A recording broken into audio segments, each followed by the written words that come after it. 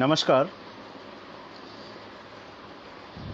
मैं doctor Vishwajit Roy Chaudhary, chairman of South Asian institute for advance research and development, आज इस संस्था के एज ए चेयरमैन के तरफ से हमें जो इनविटेशन मिला है इलाहाबाद विश्वविद्यालय छात्र परिषद के ये जो फेसबुक पेज है उनके साथ जोड़ने का, तो इसके लिए मैं अपने हार्दिक हृदय से आभारी हूँ इस ग्रुप के हर एक मेंबर से, खास करके कौस्तभ जी से, मेरा छोटा भाई आनंद से, कि हमें इस मंच पे इनविटेशन किया एंड एक बहुत ही महत्वपूर्ण विषय के ऊपर बोलने के लिए हमें रिक्वेस्ट किए हैं।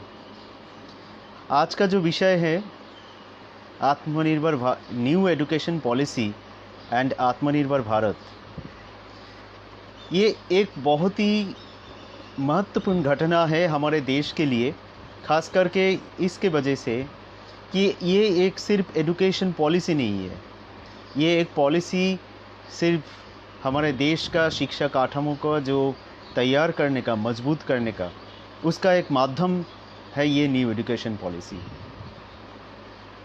ये न्यू एजुकेशन पॉलिसी के चर्चा करने से पहले मैं थोड़ा बताना चाहूँगा कि ये न्यू एजुकेशन पॉलिसी, नया शिक्षा नीति की ज़रूरत क्यों पड़ा है हमारे देश में, और क्यों इसको आत्मनिर्भरता के साथ जो फिलोसॉफी है, आत्मनिर्भरता जो कॉन्सेप्ट, जो फिलोसॉफी है हमारे भारत सरकार के, उनके साथ क्यों जोड़ा जा रहा है।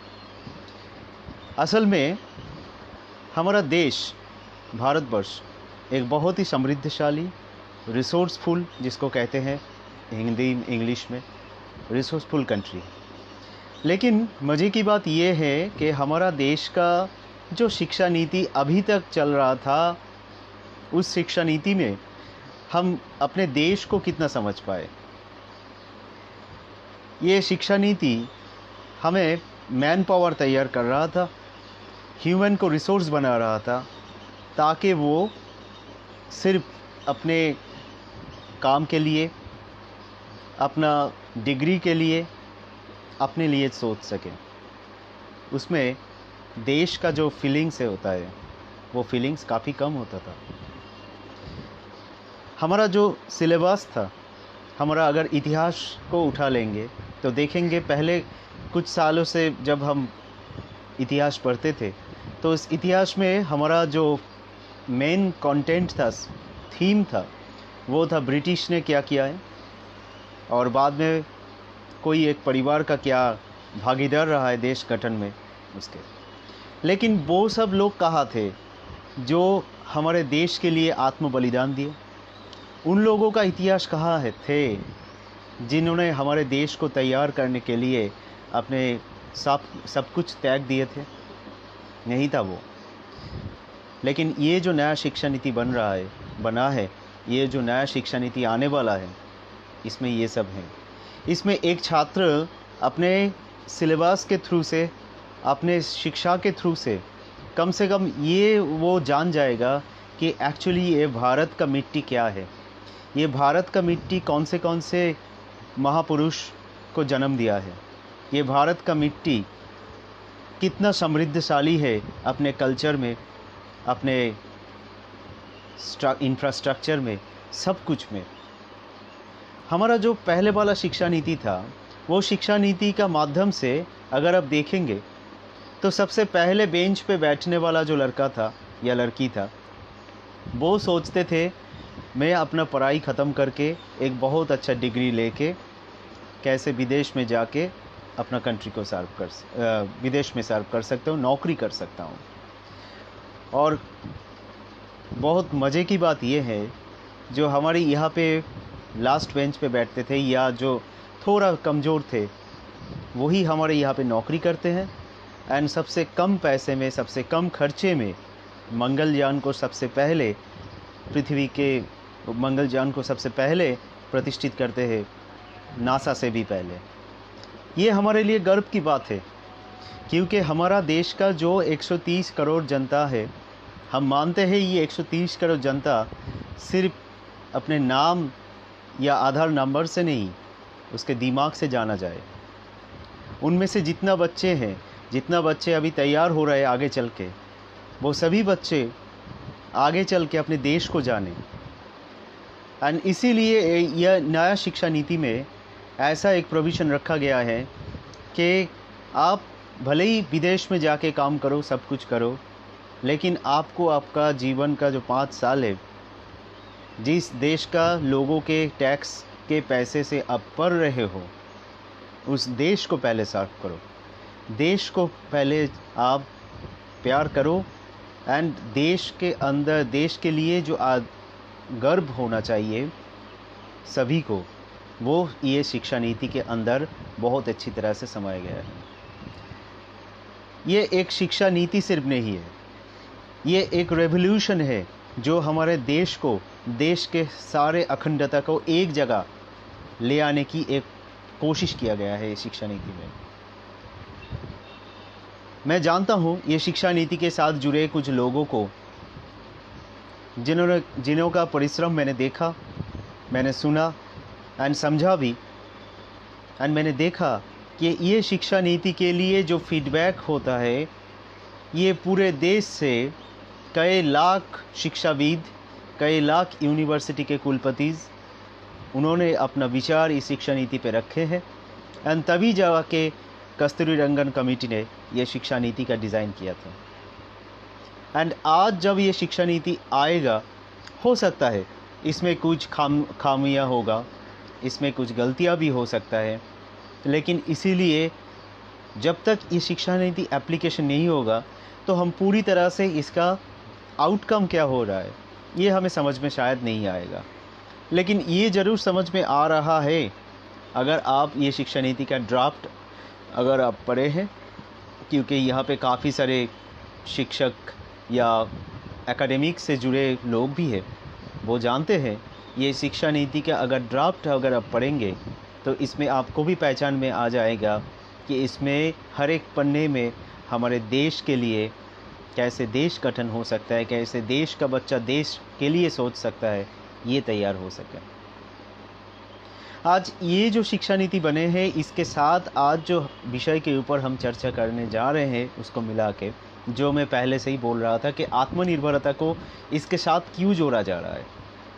आप अगर थोड़ा याद करेंगे तो देखेंगे कि ये शिक्षा नीति बनने से पहले ही हमारा माननीय प्रधानमंत्री जी एंड उनका जो टीम है भारत सरकार, पहले से ही स्किल इंडिया, डिजिटल इंडिया, आत्मनिर्भरता, आत्मनिर्भर भारत, ये काफ़ी सारे कॉन्सेप्ट पहले से ही जुड़ रहा था।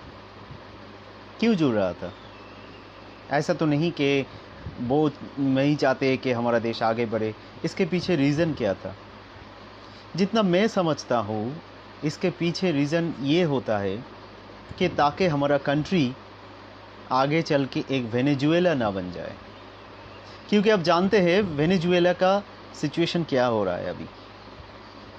एक कंट्री, उसके सभी लोग जो पूरा गवर्नमेंट के ऊपर डिपेंड करता था, एंड उसी गवर्नमेंट के साथ साथ वो सोचते थे कि गवर्नमेंट हमको दे रहा है, पेट्रोल में फ्री में दे रहा है, ये फ्री में दे रहा है, वो फ्री में दे रहा है, नौकरी फ्री में दे रहा है, लेकिन काम नहीं करना पड़ रहा है।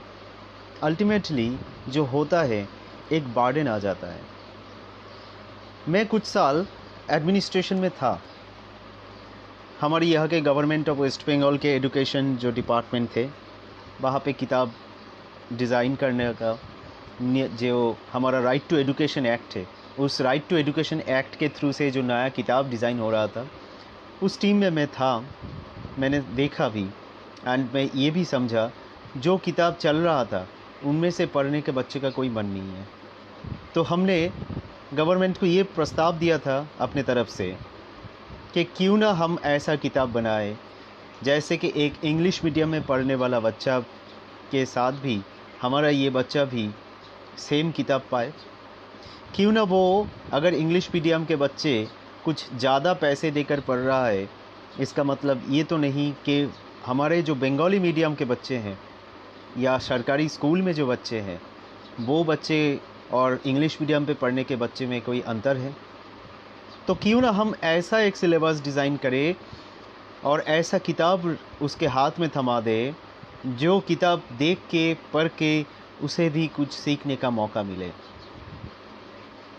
मुझे मौका मिला था 6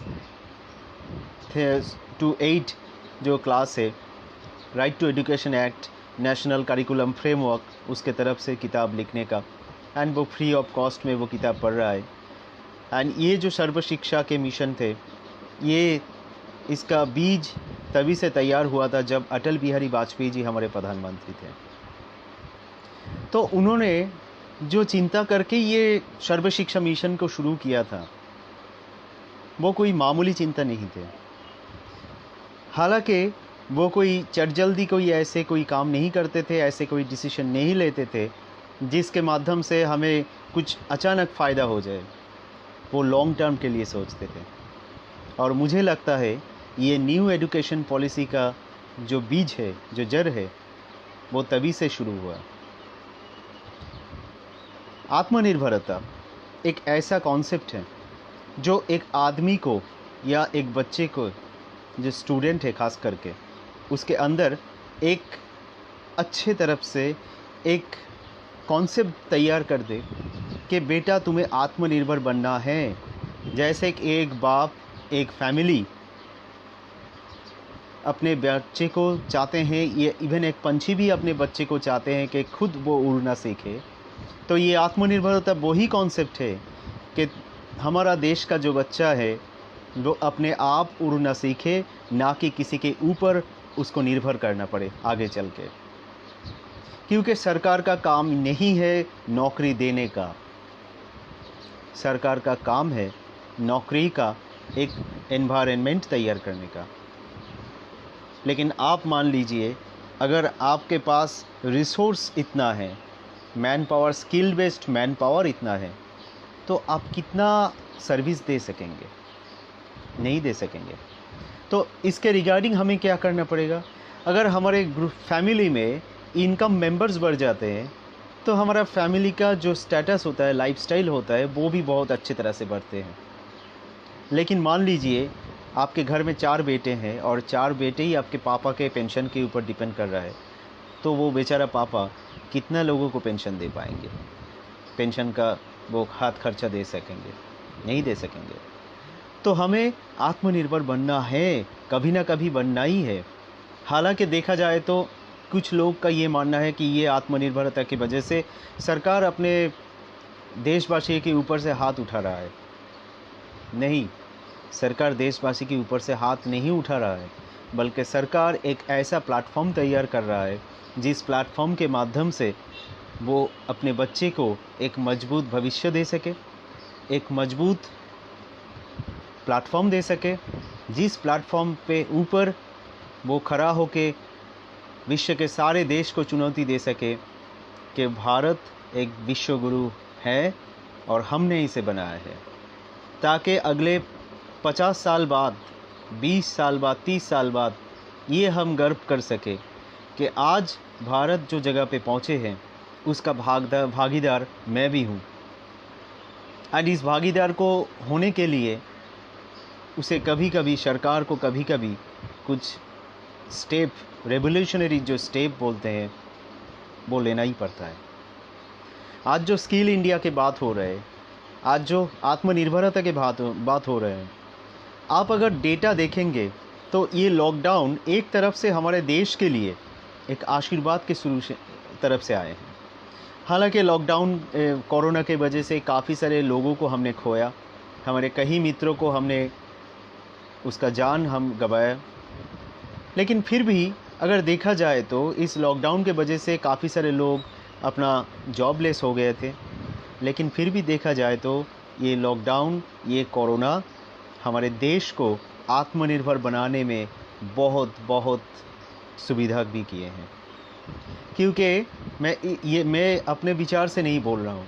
अगर आप MSME रजिस्ट्रेशन, स्टार्टअप रजिस्ट्रेशन का डेटा आप देखेंगे, पिछले 1.5-2 सालों में कितना स्टार्टअप रजिस्टर्ड हुआ है, कितना MSME रजिस्टर्ड हुआ है, तो आपको खुद को पता चल जाएगा कि हमारा देश आत्मनिर्भर वाकई बन रहा है या नहीं बन रहा है। तो इसका मतलब क्या है? मैं पहले गवर्नमेंट सर्विस में, कोई प्राइवेट सर्विस में था, या मेरा नौकरी चला गया, जब से चला गया मैं ये प्लेटफॉर्म गवर्नमेंट के तरफ से जो सुविधाएं हैं, स्टार्टअप इंडिया के लिए गवर्नमेंट का काफ़ी सारे प्रोजेक्ट होता है, काफ़ी सारे सुविधाएं प्रोवाइड वो करते हैं।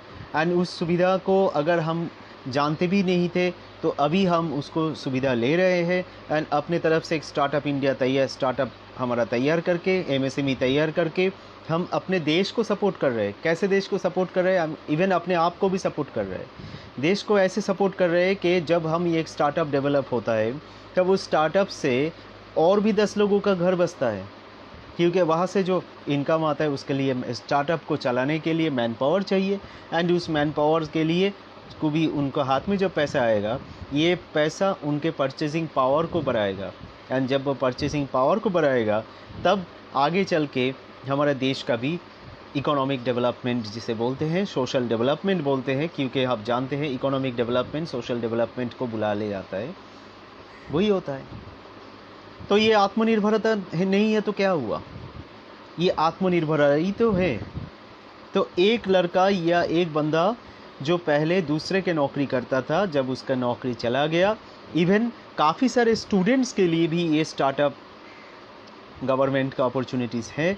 अगर कोई एकेडमिक इंस्टीट्यूशन से कोई स्टूडेंट वो स्टार्टअप करना चाहते हैं थ्रू उसके जो इंक्यूबेशन सेंटर है उसके माध्यम से, तो अल्टीमेटली वो इंस्टीट्यूशन का सिर्फ भला नहीं होता है, भला वो बच्चे का भी होता है। एंड उस बच्चे का भी वजह से बाकी उनके साथ जुड़े हुए लोगों का भी होता है।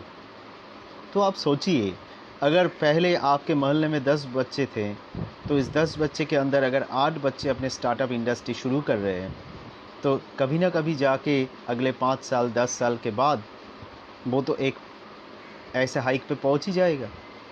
अब जो पहुंच जाएगा तब उसके माध्यम से कितने सारे लोगों को नौकरी मिल सकता है, कितने सारे लोगों का ब्रेड एंड बटर का सुविधा मिल सकता है। तो इसीलिए ये स्टार्टअप को, ये आत्मनिर्भरता को थोड़ा आगे बढ़ाने के लिए जो जो माध्यम है वो है ही नया शिक्षा नीति। अभी चल के अगर आप थोड़ा देखेंगे, हमारे साइयाट के बारे में मैं थोड़ा बताना चाहता हूँ, क्योंकि साइयाट के शुरू से ही नया शिक्षा नीति आने से पहले हमारे ये साइयाट प्रतिष्ठान जो है वो शुरू हुआ था। और इसके माध्यम से हम course, PhD programmes, capacity building programmes, काफ़ी सारे एक्टिविटी हम करते रहते हैं। मोस्ट ऑफ द एक्टिविटीज़ हम करते हैं गवर्नमेंट के साथ मिलके, गवर्नमेंट के काफ़ी सारे ऑर्गेनाइजेशन के साथ अभी हम जुड़े हैं। एंड सबसे बड़ी बात यह है, आज इंटरनेशनल काफ़ी सारे ऑर्गेनाइजेशन है जो हमारे साथ जुड़ने की इच्छा रख रहे हैं। काफ़ी सारे ऑर्गेनाइजेशन हमारे साथ जुड़े भी हैं। इसका कारण कुछ नहीं, इसका कारण मैंने जब शुरू किया था तब मैं अकेला था। अभी हमारे साथ काफ़ी सारे संस्था, काफ़ी सारे व्यक्ति वो जुड़ रहे हैं, जुड़ना चाहते हैं। हालांकि मैं कॉलेज का ही फैकल्टी हूँ यहाँ के, लेकिन फिर भी मैंने, मान लीजिए, एक खुद को थोड़ा आत्मनिर्भर बनाने के लिए या एक स्टार्टअप करने जैसे ही सोच के मैंने ये एकेडमिक प्लेटफॉर्म डिज़ाइन किया था। एंड इस एकेडमिक प्लेटफॉर्म के थ्रू से माध्यम से मैं इंडस्ट्री को भी जोड़ा, गवर्नमेंट को भी जोड़ा। काफ़ी सारे यूनिवर्सिटीज़ हमारे साथ जुड़े हैं, काफ़ी सारे इंटरनेशनल बॉडीज़ अभी हमारे साथ जुड़े हैं। तो हम काफ़ी सारे कैपेसिटी बिल्डिंग प्रोग्राम हम कर रहे हैं। एंड जिस कैपेसिटी बिल्डिंग प्रोग्राम से, जिस कोर्स से ऑलरेडी कुछ बच्चे को नौकरी भी मिला है। मैं एक एग्जांपल देना चाहूँगा। एक कोर्स हमारा है जो इन्फॉर्मेटिक्स का, जिस कोर्स यहाँ के कई यूनिवर्सिटी में कराते हैं 1-1.5 लाख रुपया लेके। हम वही कोर्स को जब 30,000 में डिज़ाइन किया, आप 5 गुना कम पैसे में, एंड उसी कोर्स से बच्चे को नौकरी भी मिल रहा है। तो हमने जो सिलेबस हम अपने तरफ से डिज़ाइन किए हैं वो सिलेबस इंडस्ट्री ओरिएंटेड हैं, कि बच्चे जब इंडस्ट्री में जाए तो इंडस्ट्री के कैसे कैसे प्रोजेक्ट होते उसका एक प्रच्छन्न इंगित हमारे इस सिलेबस से मिले। एंड यही है शिक्षा नीति। ये शिक्षा नीति हमें वही कोर्स के तरफ, वही पैटर्न के तरफ हमें धकेल रहा है एंड बोल रहा है कि ऐसे कोर्स मॉड्यूल डिज़ाइन करो जिस कोर्स मॉड्यूल के थ्रू से हमारे बच्चे को कुछ सीखने को मिले, क्योंकि अभी तक जो शिक्षा हमारे देश पे पल रहा है वो शिक्षा हमें नॉलेज तो देता है लेकिन स्किल्ड नहीं बनाता है। तो हमें चाहिए स्किल्ड मैन पावर। हमारे देश को आगे बढ़ाने के लिए नॉलेज के साथ साथ स्किल बेस्ड मैन पावर भी चाहिए। इसीलिए NSDC, जो आप जानते हैं नेशनल स्किल डेवलपमेंट काउंसिल है गवर्नमेंट का, उनमें काफ़ी सारे इंस्टीट्यूशन लॉगिन कर रहा है अभी।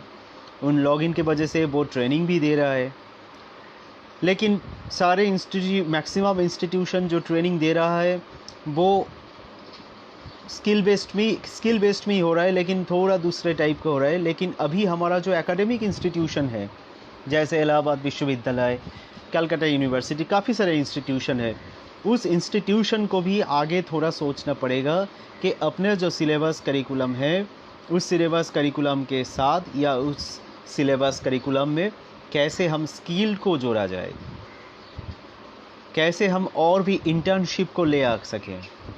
एक जनरल सब्जेक्ट में भी इंटर्नशिप हो सकता है। आप अगर विदेश में जाए, वहाँ पे देखेंगे जो बच्चे होता है, वहाँ पे डिसर्टेशन के लिए उनको 2-3 महीना बाहर कोई ना कोई जगह पे भेज देता है। हालांकि हमारा वो इकोनॉमिक कंडीशन नहीं है हमारे बच्चे का, लेकिन हम लोकल एरिया के ऊपर अगर फोकस करके अपना काम शुरू करें। मैं एक सब्जेक्ट का बात बोल रहा हूँ, जियोग्राफी मान लीजिए, तो लोकल एरिया के ऊपर क्या है उसका कैसे प्लानिंग कर सकते हैं, उसके लिए कैसे काम कर सकते हैं, ये अगर हम अपना सोच के रखें तो ये काफ़ी है। क्योंकि अगर हम लोकल एरिया को डेवलप करेंगे, जो गवर्नमेंट का नीति है और एक लोकल टू ग्लोबल, तो हम इसके तो सिलेबस से आराम से जोड़ ही सकते हैं, ताकि वो लोकल एरिया के, क्योंकि एक यूनिवर्सिटी के बच्चे कितना अपने यूनिवर्सिटी के बाहर को एनवायरनमेंट को जानते हैं, मुझे नहीं लगता सभी बच्चे जानते हैं। क्यों नहीं जानते हैं? क्योंकि उनका जो जगह है वो सिलेबस, एग्ज़ाम, ट्यूशन इसी के अंदर समा जाता है। लेकिन हमें इससे अभी थोड़ा बाहर आना पड़ेगा। Education should be beyond the limit, education should be beyond the boundary, campus boundary. हमें थोड़ा जाना पड़ेगा, हमें देखना पड़ेगा, हमें लोगों के साथ हमारा नया शिक्षा नीति जो है लोगों के जैसे बनाया गया है, लोगों के साथ हमें जुड़ना पड़ेगा। नया शिक्षा नीति इसी माध्यम से ही जुड़े हैं लोगों से। काफ़ी सारे पॉइंट्स इस शिक्षा नीति में है, जिस शिक्षा नीति के माध्यम से, जिस पॉइंट्स के माध्यम से हम अपने सॉइल से जुड़ सकेंगे। इंटर्नशिप का अपॉर्चुनिटीज़ है, एकेडमी इंडस्ट्रिया कोलैबोरेशन है, डुअल डिग्री सर्टिफिकेशन है, काफ़ी सारे ऑप्शन हैं। तो जब ये इम्प्लीमेंट होगा, मैं फिर से बोल रहा हूँ, हो सकता है इसमें कुछ फैलासी हो सकता है, वो हमारा जब इम्प्लीमेंट जब तक वो नहीं होता तब तक तो पता नहीं चलेगा। ज़रूर हम उसके ऊपर कभी ना कभी चर्चा करेंगे, लेकिन जितना मैं ये ड्राफ्ट पढ़ के बोल रहा हूँ आपको, इसके हर एक पन्ने में अपने देश को आत्मनिर्भर बनाने का एक कोशिश ज़रूर किया गया है। तो हमें आज जो इंस्टीट्यूशंस, बड़े बड़े इंस्टीट्यूशंस है, उस इंस्टीट्यूशन को भी आज जब न्यू शिक्षा नीति के थ्रू से वो अपना माध्यम शुरू करेगा, पढ़ाने का माध्यम जब शुरू करेगा, इसके साथ साथ उसे ये भी सोचना होगा कि कैसे हम अपने छात्र को एक आत्मनिर्भर भी बना सकें। ऐसा कहीं पे लिखा नहीं है कि सभी छात्र को शिक्षक ही बनना है, सभी छात्रों को डॉक्टर ही बनना है। बिजनेस भी कर सकते हैं, क्योंकि आपका देश को अगर आगे बढ़ाना है, उसके जीडीपी को अगर डेवलप करना है, उसका इकोनॉमिक कंडीशंस को आपको डेवलप करना है, तो आपको आत्मनिर्भर बनना ही पड़ेगा। एंड ये आत्मनिर्भर बनने का काम जब हम शुरू करेंगे, एकदम शुरू से अपने एजुकेशन, नॉलेज बेस्ड एजुकेशन के साथ साथ जब अपने आप को स्किल भी करेंगे, तभी ये जाके अपना देश को काम आएगा, अपने आप को भी काम आएगा एंड साथों साथ देश को भी काम आएगा। क्योंकि हम जब आत्मनिर्भर बनेंगे तब सिर्फ हम अपने नहीं, अपने मोहल्ले के नहीं, अपने देश के लिए नहीं, अपने भाई बहन के लिए भी हम काम आएंगे। तो नया जो शिक्षा नीति बन रहा है, ये नया शिक्षा नीति के माध्यम से मेरा आशा है कि ये आगे चल के हमारे देश को एक नया जोर, एक बहुत बड़ा प्लेटफॉर्म के ऊपर ले आएगा।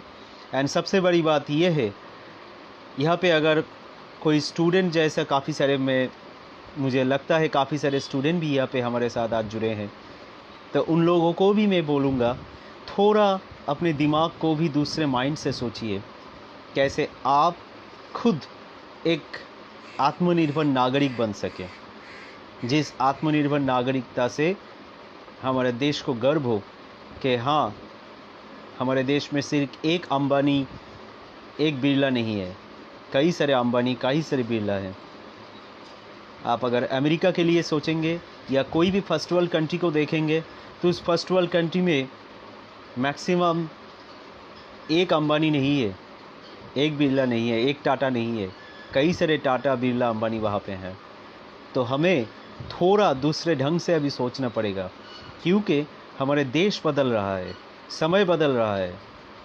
एजुकेशन जो सिस्टम, उस एजुकेशन सिस्टम भी आगे चल के ऑनलाइन प्लेटफॉर्म पे आ रहा है, क्योंकि ऑलरेडी यूजीसी ने बता दिया कि 40% कोर्स आप ऑनलाइन में कीजिए। तो इतना बड़ा इंफ्रास्ट्रक्चर, इतना बड़ा जो प्लेटफॉर्म है, इंस्टीट्यूशन है, आगे चल के उसका ज़रूरत ही नहीं पड़ेगा। तो ऐसे तो नहीं कि जब हमारा ऑनलाइन कोर्स चल रहा है तो बाकी इंस्टीट्यूशन का जो काम है वो उसको तोड़ दिया जाए, वैसा तो नहीं है।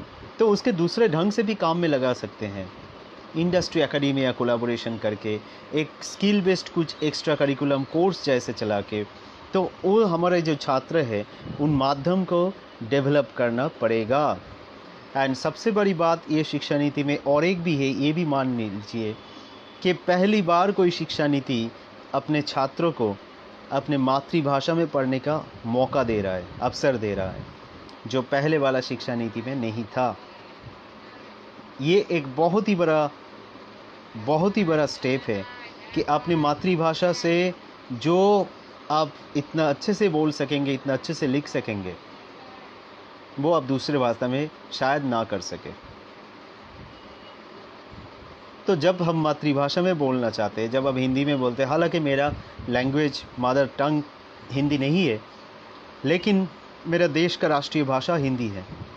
तो मैं जैसे बंगाली भी बोलता हूँ, हिंदी भी कोशिश करता हूँ, इंग्लिश भी बोल लेता हूँ। मैं भी पढ़ा हूँ कोई गाँव का एक स्कूल में, एक कॉलेज में, लेकिन मुझे तो आज ऑल ओवर इंडिया नहीं, इंटरनेशनल कोई भी कंट्री के साथ बात करने के लिए मुझे कोई झिझक नहीं होता है। मेरा अपना पूरा पढ़ाई मैंने मातृभाषा से ही किया था। तो ये एक भाषा, एक माध्यम है। ये माध्यम को ऐसा नहीं कि ये ना हो सके, मैं इंग्लिश नहीं बोल पा रहा हूँ तो हमें कुछ दिक्कत आएगा, नहीं। आप अपना लैंग्वेज के ऊपर जितना हो सके दखल रखिए, और विदेशी भाषा एक सीख के रखिए, हिंदी आप सीख के रखिए, या दूसरा कोई लैंग्वेज आप सीख के रखिए। तो ये भी एक आत्मनिर्भरता का ही नज़ीर है, और ये आत्मनिर्भरता का नज़ीर ये प्लेटफॉर्म आपको दे रहा है नया शिक्षा नीति। तो दोस्तों, पहले से जो बात मैं अभी कर रहा था उसका एक ही मकसद है कि आप अपने दिमाग को, यहाँ पे जो स्टूडेंट्स हैं मैं उन्हीं को बोल रहा हूँ, आप अपने दिमाग को थोड़ा दूसरे ढंग से सोचिए। और जो हमारे शिक्षक बंधु हैं उनको भी मैं रिक्वेस्ट करूँगा, आप भी कुछ ऐसे ही अपने एकेडमिक जो काम आप कर रहे हैं, बहुत ही महत्वपूर्ण काम आप करते हैं, मैं जानता हूँ क्योंकि मैं खुद एक शिक्षक हूँ। लेकिन फिर भी मैं शिक्षक होने की भी नातिर मैं खुद एक प्लेटफॉर्म मैंने डिज़ाइन किया ताकि मैं आगे चल के और भी कुछ लोगों को एक सपोर्ट दे सकूं। और आप लोगों के आशीर्वाद से, प्यार से, दुआ से कुछ मौक़म तक मैं ये हासिल किया है। हो सकता है आगे चल के एक दिन अब सभी के साथ हम दूसरे कोई ना कोई प्लेटफॉर्म पे कहीं ना कहीं मिलेंगे एंड इस विषय में जोर चर्चा होगा। आज के लिए बहुत बहुत धन्यवाद मुझे सुनने के लिए। फिर से मैं कौस्तभ जी को, आनंद दुबे जी को एंड इस इलाहाबाद विश्वविद्यालय छात्र परिषद के जो फेसबुक मेंबर हैं, इन सभी को मैं हार्दिक दिल से प्रणाम करता हूँ। जय हिंद, जय भारत।